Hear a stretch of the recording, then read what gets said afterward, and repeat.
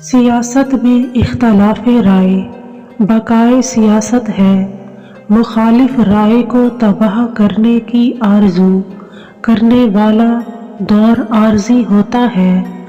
گدھ کی آنکھ مردار انسان کے علاوہ کچھ اور دیکھنے سے قاصر ہے۔ ایک گھر میں پیدا ہونے والے اور ایک چھت کے نیچے پرورش پانے والے ایک اندازے فکر نہیں رکھتے۔ کوئی شخص پیدا نہیں ہوتا جب تک اس کے ہمراہ اس کا مقدر نہ پیدا ہو۔ تقدیر مزاج پیدا کرتی ہے، یہ مزاج خواہش پیدا کرتا ہے، خواہش عمل پیدا کرتی ہے اور عمل ایک نتیجہ پیدا کرتا ہے، نتیجہ تقدیر ہوتا ہے۔ اگر اعمال یہودیوں کے سے ہوں اور عبادت مسلمانوں کی سی تو نتیجہ کیا ہوگا؟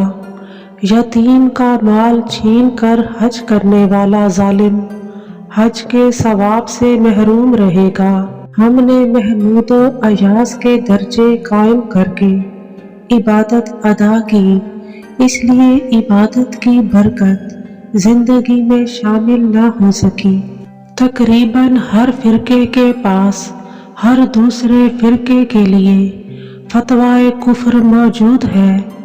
جس کو زندگی میں کوئی سچا اور سچا دوست نہ ملا ہو، اس جھوٹے انسان نے اپنی بدبختی کے بارے میں اور کیا کہنا ہے۔